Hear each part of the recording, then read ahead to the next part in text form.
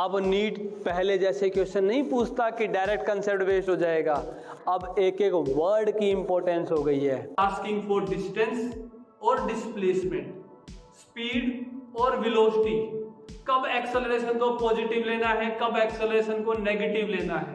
Current electricity बहुत ही important topic है।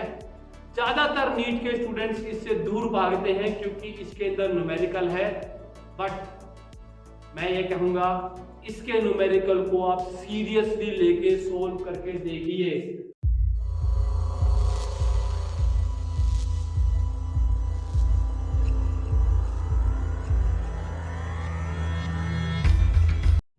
Hello students, आप सभी का अग्रसर में स्वागत है। मेरा नाम मनोज कुमार नेहरा है और मुझे 9 साल हो चुके हैं नीट और आईआईटी के लिए फिजिक्स पढ़ाते हुए। नीट के स्टूडेंट्स, मेडिकल के स्टूडेंट्स के लिए सबसे ज्यादा प्रॉब्लमेटिक सब्जेक्ट होता है फिजिक्स, बट मैंने 2-2.5 हजार स्टूडेंट्स के आइडिया को इकट्ठा करके अपना एक कंक्लूजन निकाला है जिससे फिजिक्स को हम आसान बना सकते हैं, easy to understand for students of medical background. जिनको मैथ से डर लगता है उनको आसान बनाने के लिए हमने ऐसे कुछ टिप्स निकाले हैं जिससे फिजिक्स बहुत इजी हो जाती है।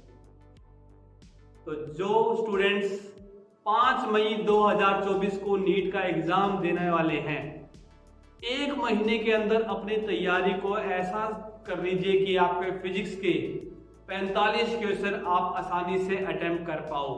तो उसी के लिए आपको कुछ रोड मैप देने के लिए इस वीडियो के थ्रू हम डिस्कस करना चाहते हैं कि किस चैप्टर पे ज्यादा फोकस करें और कैसे फोकस करें। तो आपने देखे होंगे कि जो चैप्टर्स आने वाले हैं अभी आपके एग्जाम में, उसमें से कुछ 11th का पार्ट आएगा, कुछ 12th का पार्ट आएगा।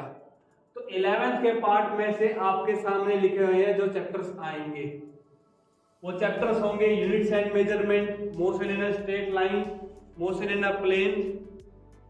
इन 3 चैप्टर की सबसे ज्यादा वेटेज होगी एग्जाम के पॉइंट ऑफ व्यू से। ये जो 3 चैप्टर हैं, motion in a straight line, motion in a plane and units and measurement, on an average previous year के अकॉर्डिंग इसमें से 7 क्वेश्चन पूछे गए हैं। तो इस बार भी चांसेस है कि इन तीनों में से मिला के इनके 8 क्वेश्चन इस बार एग्जाम में आएंगे। लेकिन जो क्वेश्चन आएंगे वो आपको केयरफुली स्टेटमेंट पढ़ना पड़ेगा, whether they are asking for distance और डिस्प्लेसमेंट, स्पीड और वेलोसिटी, कब एक्सेलरेशन को पॉजिटिव लेना है, कब एक्सेलरेशन को नेगेटिव लेना है। वेलोसिटी की बात कर रहे हैं तो रिलेटिव वेलोसिटी बोल रहे हैं या एक्चुअल वेलोसिटी बोल रहे हैं। तो उस टाइप के क्वेश्चंस आपको जरूर देखने हैं। अगर आप पिछले 5 साल के क्वेश्चंस को रिवाइज करोगे तो आपको पता चलेगा, कभी इन्होंने क्वेश्चन पूछा गया है to find average speed for equal distance, तो कभी क्वेश्चन पूछा गया है to find average speed for equal time interval. तो इसीलिए इन सभी कंसेप्ट्स पे ध्यान देने की ज्यादा जरूरत है ताकि हम अपने 8 क्वेश्चंस को सिक्योर कर लें। दैट मींस 32 मार्क्स अपने सिक्योर कर लें। Laws of motion and work energy power, again इन दोनों चैप्टर से 2 क्वेश्चन इस साल भी एक्सपेक्टेड है, जैसे प्रीवियस ईयर का एनालिसिस कहते हैं। बट वो जो 2 क्वेश्चन आएंगे वो सभी भी इनके बेसिक्स के ऊपर ही डिपेंड करेंगे। तो वर्क एनर्जी पावर में या तो डायरेक्ट फॉर्मूला बेस्ड क्वेश्चन आ जाएगा या फिर उसका एनालिसिस डिपेंड करेगा motion in straight line and motion in plane के ऊपर। System of particles and rotational motion इस साल बहुत इजी कर दिया, रोलिंग मोशन हटा दिया। तो सिस्टम ऑफ पार्टिकल्स में से आप सेंटर ऑफ मास और रोलिंग मोशन में एक जो टेबल बनाते हैं जिसमें लीनियर मोशन और रोटेशनल मोशन को एनालाइज करते हैं, सिर्फ उस टेबल के ऊपर मींस रोटेशनल एनालिसिस के ऊपर ही क्वेश्चन बन सकते हैं। तो प्रीवियस ईयर के अकॉर्डिंग अभी तक इसमें 3 क्वेश्चन एवरेज पूछे जाते हैं, तो सेम इस साल भी एक्सपेक्टेड है 3 क्वेश्चन। जिन स्टूडेंट्स को ग्रेविटेशन में कॉन्फिडेंस नहीं है वो ग्रेविटेशन वाला पार्ट चाहे तो स्किप कर सकते हैं, क्योंकि इस पे जो क्वेश्चन आएगा वो ज्यादा टाइम कंज्यूमिंग क्वेश्चन होगा। इस चैप्टर को पढ़ेंगे तो उसमें भी ज्यादा टाइम इन्वेस्ट हो जाएगा। ऐसे ही सेम अगर ये जो चैप्टर्स हैं आपके mechanical properties of solid, mechanical properties of fluids, thermodynamics, KTG, oscillation and waves, अगर इनमें आपका कॉन्फिडेंस नहीं है तो एक बार आप इस पार्ट को स्किप कर सकते हैं। नीट में इनकी वेटेज जो होती है, अगर आप प्रीवियस ईयर एनालिसिस देखोगे तो उसके अकॉर्डिंग नियर अबाउट 7 से 8 ही क्वेश्चन पूछे गए हैं, और इस साल भी जो एक्सपेक्टेड है वो 7 to 8 क्वेश्चन ही एक्सपेक्टेड है, ज्यादा क्वेश्चन इसमें नहीं पूछे जाते। बट जो स्टूडेंट्स इसके ऊपर कॉन्फिडेंट है कि हम अच्छे से कर पाएंगे इसको, then they will definitely go for oscillations. Oscillation जरूर कर लेना, और ओसिलेशन के अंदर भी SHM की कंडीशंस, SHM की कंडीशंस किसी और चीज के साथ भी रिलेट करके आ सकती है। एंड इवन फ्लूइड मैकेनिक्स में भी आपका फ्लूइड डायनामिक्स जिसमें हमारे बर्नौलीज इक्वेशन आती है, उसके ऊपर स्पेशल अटेंशन दे देना, because these are most expected part of NEET 2024। 11th class में स्टूडेंट्स ने थोड़ा सा कम ध्यान दिया होता है, या फिर कह सकते हैं कि बोर्ड एग्जाम नहीं होता इसीलिए वहां के टॉपिक कुछ अच्छे से कंसेप्ट क्लियर नहीं होते हैं। बट इन सभी पॉइंट को अगर आप अच्छे से एनालाइज करोगे तो 24 के नीट आप आसानी से क्रैक कर सकते हो।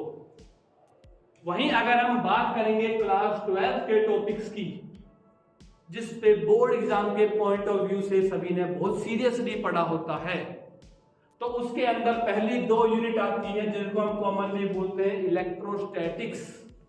The weightage of first unit is of 4 questions and this is most important topic. इसमें यह ध्यान रखना जरूरी है कि चार्ज में कब अट्रैक्शन हो रही है, कब रिपल्सन हो रही है, इलेक्ट्रिक फील्ड की डायरेक्शन क्या है, इलेक्ट्रिक पोटेंशियल पूछा गया है तो उसको हम कैसे एनालाइज कर सकते हैं।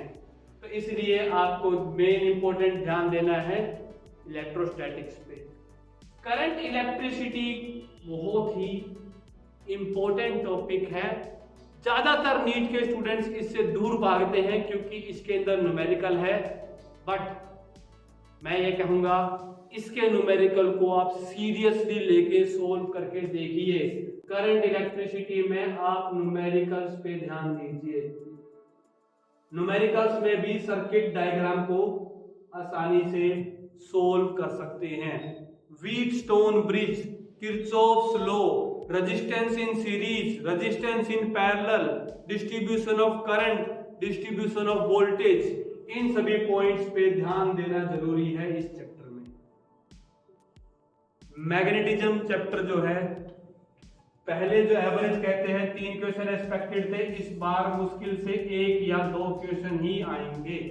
तो ये चैप्टर अगर अभी आपका स्ट्रॉन्ग नहीं है तो आप चाहे तो एक बार इसको होल्ड कर सकते हैं, वो बाद में हम इसे आगे लास्ट मोमेंट रिवीजन के लिए छोड़ सकते हैं। लेकिन EMI और AC अगेन इंपॉर्टेंट कंसेप्ट है, इसके लिए भी आपको न्यूमेरिकल्स की तैयारी करनी पड़ेगी। इसमें भी आपको न्यूमेरिकल्स देखने पड़ेंगे। EM बेस पे डायरेक्ट क्वेश्चन पूछे जाते हैं, इस पे हमेशा आपके डायरेक्ट क्वेश्चंस आएंगे जो कि इजीली सभी सॉल्व कर लेंगे। इक्वेशन को एनालाइज करना ही आएगा। ऑप्टिक्स, ज्यादातर इसमें थ्योरी क्वेश्चन आएंगे, ज्यादातर इसमें प्रैक्टिकल बेस्ड क्वेश्चन आएंगे, या फिर डायरेक्ट फॉर्मूला बेस्ड न्यूमेरिकल आएंगे जो कि आसानी से कर सकते हैं। No need to confuse about math. Optics के अगर आप स्टडी कर रहे हो, डेडिकेटली आप 5 से 7 घंटे ऑप्टिक्स पे लगा दो, सभी फॉर्मूले लिख लो, सभी कंसेप्ट को अपने अंडरस्टैंडिंग लैंग्वेज में लिख लो, आपके सारे क्वेश्चंस आसानी से हो जाएंगे। ऑप्टिक्स में से जितने भी क्वेश्चन आएंगे डायरेक्ट, कंसेप्ट और फॉर्मूला बेस्ड क्वेश्चन आएंगे। तो इसमें ज्यादा कंफ्यूज होने की जरूरत नहीं है। अगर आप PYQ उठा के देखोगे तो भी आपको डायरेक्टली पता चल जाएगा कि मिराज जो है वो किस कन्वर्जन पे किस प्रिंसिपल पे बेस्ड है। उड़ते हुए चिड़िया की क्यों परछाई दिखाई नहीं देती, that effect is known as diffraction effect. या फिर साबुन के जो बबल्स होते हैं उसके ऊपर कलर की फॉर्मेशन होती है, which effect is that. Scattering of effect क्या होता है, डिस्पर्जन ऑफ लाइट क्या होती है। इन सभी इफेक्ट के ऊपर डायरेक्ट थ्योरेटिकल क्वेश्चन आएंगे जिसको एक इजीली हम अंडरस्टैंड कर सकते हैं और उनके आंसर दे सकते हैं। एंड रही बात मॉडर्न फिजिक्स की, that is dual nature, atom, nuclei, इन पे भी सभी क्वेश्चन जो बन सकते हैं that can be direct question asked either from the theoretical part और डायरेक्टली फ्रॉम द फॉर्मूला।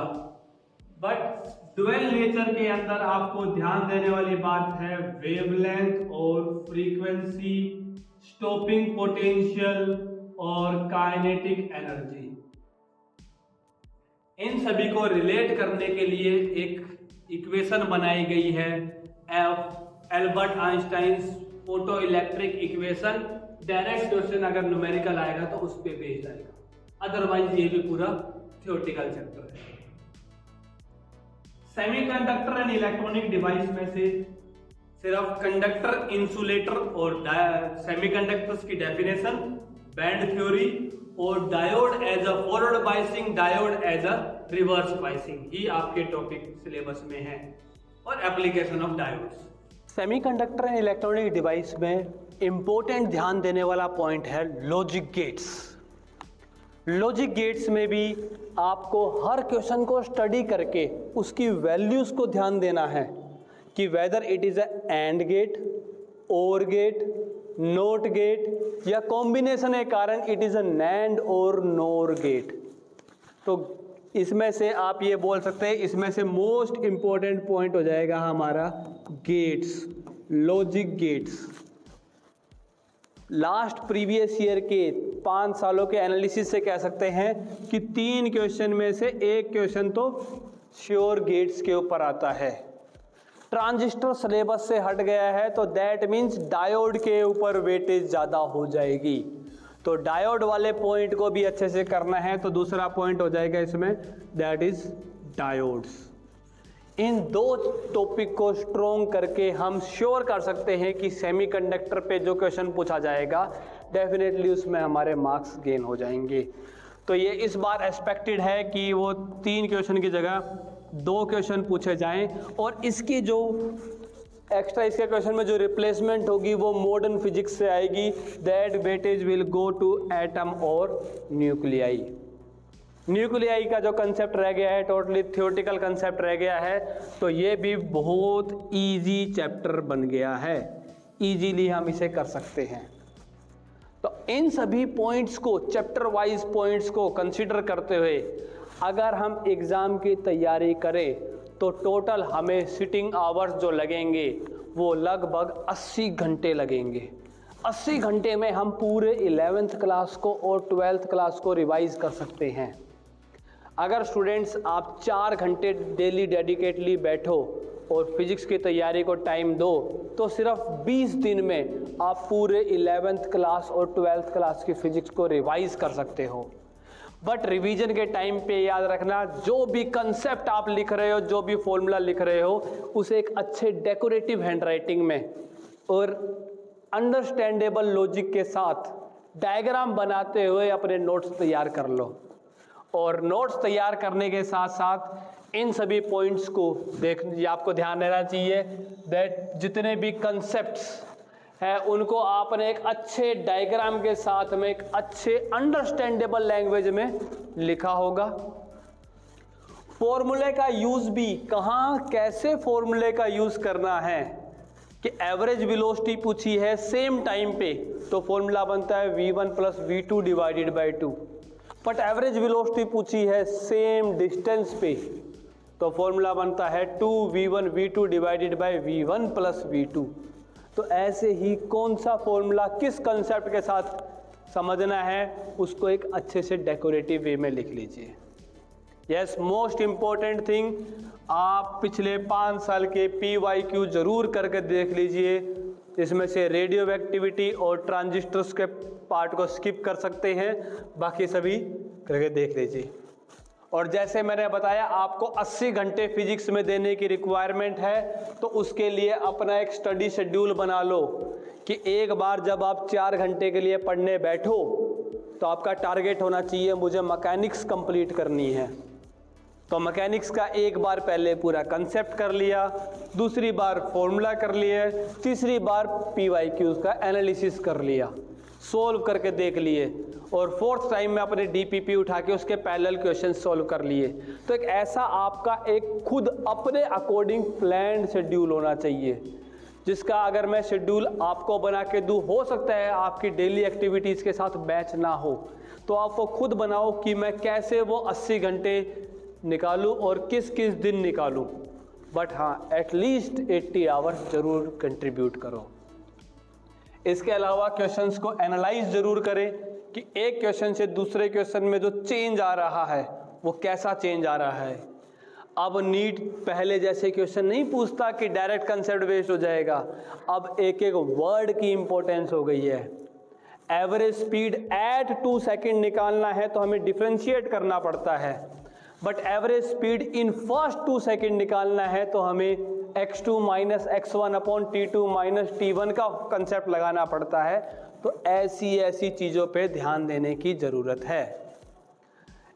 जो इम्पोर्टेंट टॉपिक्स हैं जैसे अभी मैंने पहले बताए थे, उन पे ज़्यादा कंसंट्रेट करना, और जो वीक पॉइंट्स है उनको एवरेज बनाने की कोशिश कर लेना। बट जो कंसेप्ट आपका सबसे ज़्यादा स्ट्रॉन्ग है, मेक श्योर उसमें से एक भी क्वेश्चन गलत ना हो।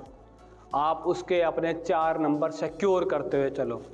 तो एक एक करके चैप्टर वाइज उठा लीजिए और अपने मार्क्स सिक्योर करते हुए चलिए कि यहाँ से मैं इतने क्वेश्चन आसानी से अटेम्प्ट कर सकता हूँ। ओके, तो फिजिक्स के लिए इतना ही। Thank you.